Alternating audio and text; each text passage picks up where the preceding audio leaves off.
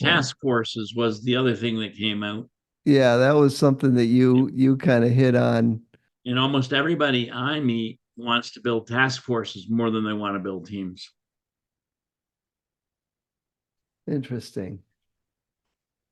More than they want to build a dedicated, co-located, long-standing team. They want to build task forces. Yeah, well, I certainly saw that at Ford. I think I was telling you about how at an early Agile and beyond, they would have a big project, and the project might take 2 years. So, it's not like these are necessarily super short-lived teams, but they would just pull people from a pool and put them on the team, and they would be there for the duration of that effort, however long it took, and then they go back to the pool. And I was like stunned by that. What? They just, pull from a pool, huh? It didn't feel very teamy to me. It's not, Like in the ideal right? world, this is the thing. We talked a little bit about magic the other day. A great team is one that's been together for years, stable, together, the same people. And that's rare in this day and age. So you It's have also people not. coming and going, but there's always some group that's been there for a while. You know what I mean? Like, because it's not like everybody leaves all at once. So to me, a map to because my experience at Ford and the big companies is exactly the same as yours, right? So it's all task force all the time. You see no evidence almost ever of teams, even when they pretend to create a team, they don't really create a team. They'll always blow it apart. Right. Uh, even if they leave the name the same. Menlo, we were a consulting house, so we had staff and we had friends who were subcontractors. And when a project came in, a team would form,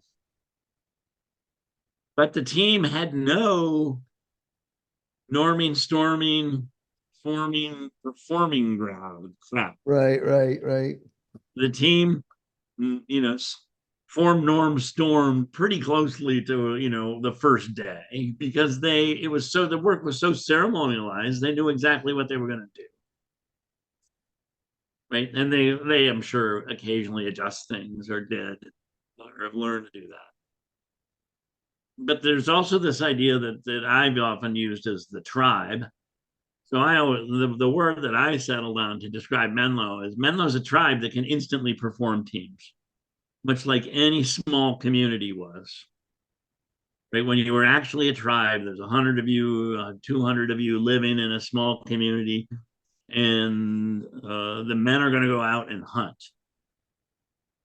They might, an older man might bring a younger son with him Mhm. as part of the learning. But the team knew how the team was going to, what they were going to hunt.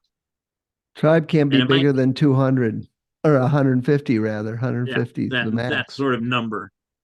The, so the, It's So Menlo, which physiological. has never grown to 150, they've had more than 100 people work there, but it's never grown to 150, can instantly produce a high performing team.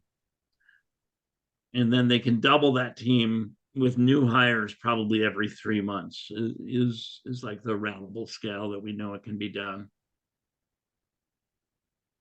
And so I was like, I honestly feel that if an organization got good, there's there's a tribal aspect that forms teams that know how they're going to approach work, and that's the win. And it's the job of the community practice to come up with the core, to develop, to hone, to refine, to share, create the core ceremonies that define doing work well. Yeah. Well, I, And I would go beyond that and say the principles can be an organizing power to bring people in under one roof, even people who don't work together hardly ever. It's like when you do a task force, you very often are pulling people from across the organization that don't normally work together. That's the nature of a task force. Like oh, we're gonna define a new market. We want to go after something totally different. And so who do we need? Who do we need on this team? Like we need product people, we need marketing people, we need finance, we need, so we need people that never work together really or rarely work together, and if so, pretty superficially. And we're going to put them on a team together. And we're going to say, you guys now have to function like a team, even though you don't really understand. You all work differently. I mean, but the principles can be the connective tissue that like everybody has this common platform, the values, the vision, the mission. These bind people if they're implemented properly, if the ongoing reinforcement is there, they can be a good binding agent. And that frees you to say who needs to be on this team, not who we want on the team or who can be on the team, or raise your hand if you want to be on the team. Somebody needs to say, if we're going to create this task force to have some outcome that we think we want, who are the right people to guide all aspects of that would represent every aspect of what this task force needs to accomplish? And don't add any extra people. Because, a lot of times these task forces, they're political. We're going to put together a task force to define the new direction for our company. Who wants to be on that? 1,000 hands go up, right? Everybody wants to Right, be right. on that. But so now you've got to pick out, well, who needs to be? Who are the right people to put on that team? Because you I can't put everybody on it. You can involve everybody later, when you're ready to ratify, but that's not a task force. That's just feedback and buy-in and stuff like that you want to do on something that size across the organization. Some of the task forces that I'm most familiar with, Helene likes using, and I like it too. When someone's doing something big that's cross-functional, Yeah. is the steering committee group. It's like, no, hey, people don't like the committee word, but sometimes it's appropriate. It's the steering committee, and you Yeah. really do ask who needs to be on here, because we're doing something cross-functional and we need agreement. We're building a new system that's going to impact 7 silos. Yeah. But steering committee is just one type of task force. It is just one little instance of one. Yeah. The task force itself can also be the implementation team. Exactly my point. They Yep, might not just be steering. They yep.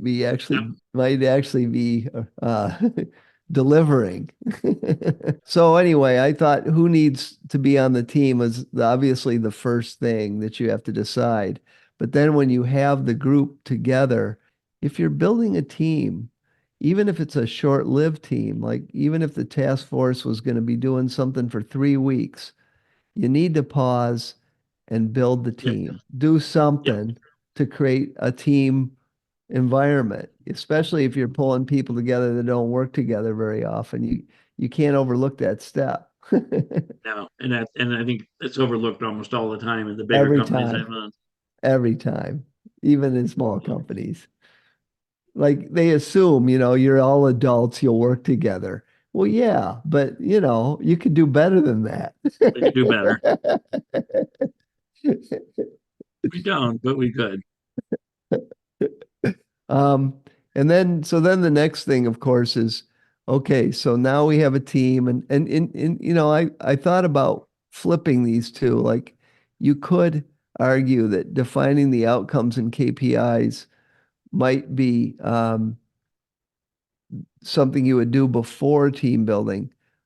But I'm not so sure about that. I I'm think not so actually sure either. being unburdened by outcomes and KPIs might actually allow you to focus more on the personal aspect of the Yeah. people.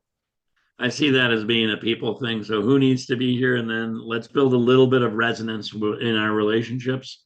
And Yeah, then we'll start working on our projects, which are, right. yeah, like their which order. which we don't know what it is yet. So now let's really drill in. I mean, obviously the task force was put together and there was some outcome or something goal of some sort stated. Maybe the goal didn't really define the outcomes because that happens all the In a big time. company, it never does.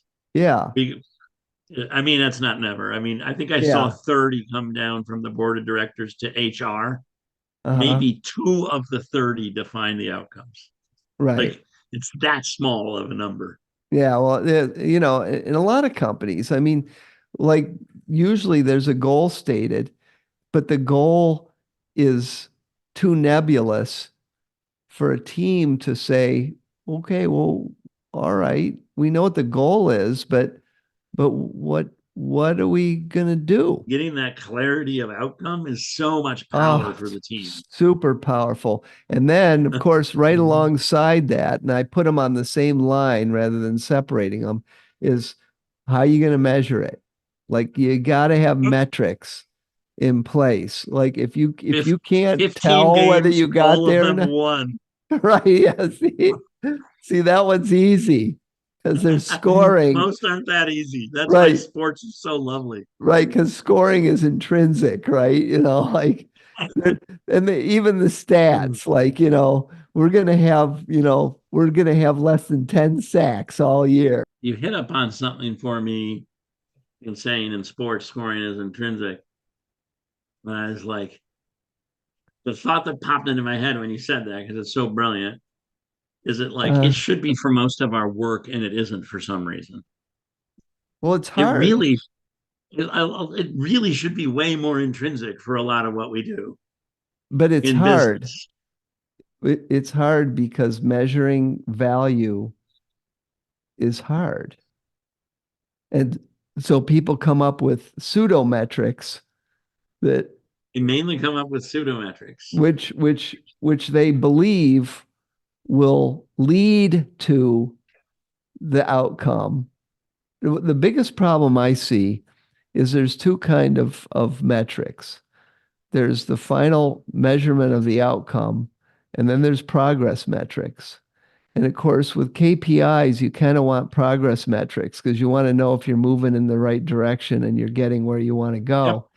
And that's hard. That's really hard. We Sometimes, really need the KPIs though, because without them, yeah, you don't yeah. know That then you're you're in the making dark. progress. Even Um, if they're wrong, you can maybe figure out that they're wrong, but you have something that yeah, you're seeking to you're seeking for motivation. yeah. I have a book entitled How to Measure Anything. Have you heard of this I've book? heard of that book. Yeah, yeah. And I have not read I it. started, I read the first part of it and it's really tough. It's not a, it's not a fun read. It's a It's an thick academic. book. It's a thick book written by a professor.